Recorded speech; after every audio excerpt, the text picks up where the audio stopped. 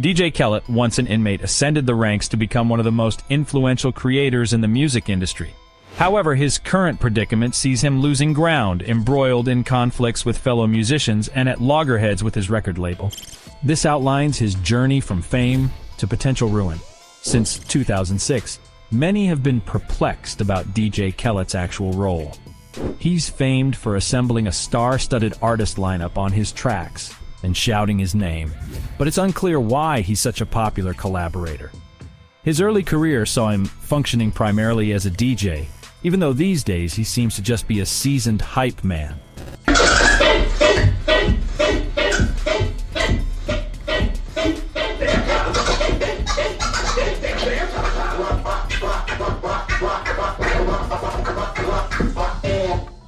Khaled's upbringing was in New Orleans, the child of Palestinian immigrants who arrived in the city with just $20 to their name. They hustled hard, selling clothes from a van to put food on the table, and their relentless struggle left a profound impact on young Khaled. Music was his passion from childhood, and following the family's move to Orlando, Florida, he began to hone his DJing skills in their garage. Simultaneously, Khaled was striving to create a local reputation for himself, but suffered a major setback when his family was robbed. His parents were forced to return to New Orleans, leaving Khaled behind in Orlando, continuing his grind. Despite landing occasional DJ gigs in local clubs and selling a few beats, his financial situation remained precarious.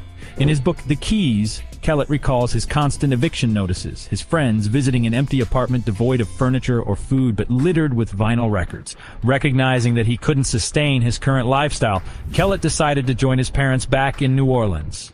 The return to his parents' house seemed like a setback, but it was this return to his roots that transformed him into a music industry heavyweight. To make ends meet, Khaled worked in a restaurant and also landed a job at Odyssey Records, a pivotal moment that changed his life trajectory. While working at the record shop, Khaled got acquainted with key figures like Birdman and Lil Wayne, who would later significantly contribute to his career. After a year in New Orleans, Khaled won a DJ competition with a $5K prize and moved back to Orlando. Although he finally found his footing, a brush with the law forced him to leave town again. Khaled was never a street guy, even though he hustled tirelessly to boost his finances. He often found himself on the wrong side of the law in Orlando, recurrently being pulled over for driving with a suspended license. This eventually led to a month-long incarceration, a relatively mild sentence compared to what some of his rapper friends faced. Still, it was sufficient to make Khaled realize that he never wanted to return to jail. Upon his release, Khaled relocated to Miami, financially drained yet again. He was living out of his car and DJing at small clubs for income. However, his circumstances changed when he secured a DJ job at a private studio and began living there. DJ Khaled had been putting in the effort for several years, and it was beginning to bear fruit. His DJ gigs improved. He distributed CDs loaded with beats and was making connections with every artist he could. In 2003, Khaled got his own radio show, and around the same time, he joined forces with Fat Joe as part of his Terror Squad crew. However, Khaled's ambitions were not limited to being part of a group. In 2006, he released his debut solo album. Khaled's ability to bring together multiple artists for his songs was apparent from the start. The album featured artists like Kanye West, John Legend, Lil Wayne, T.I., and others. Despite not contributing vocally, Khaled's album, due to its featured artists and hype, debuted at #12 on the Billboard 200. The following year, his album, We the Best, debuted at number 8. Critics mocked him for only shouting his name on tracks, while his rapper friends carried the songs. But fans didn't seem to mind as Khaled was soaring, seemingly without breaking a sweat. In 2011, he achieved double platinum status with All I Do Is Win, and then scored his first top 10 hit when he collaborated with Drake for I'm On One. Even though he didn't have a direct hand in the creation of the song, Khaled received his first Grammy nomination. He kept the ball rolling, releasing albums and hits annually. And in 2016, he transitioned from just being a prominent figure in rap to a full-fledged celebrity. When Khaled joined Snapchat in late 2015, his plans caught everyone off guard. He began sharing videos of himself gardening, jet skiing, and imparting the keys to success. The content was a hit, earning him the nickname the King of Snapchat. Suddenly, Khaled found himself on shows like Ellen DeGeneres, gaining mainstream fame. He was already well known among rap fans, but Snapchat expanded his audience exponentially.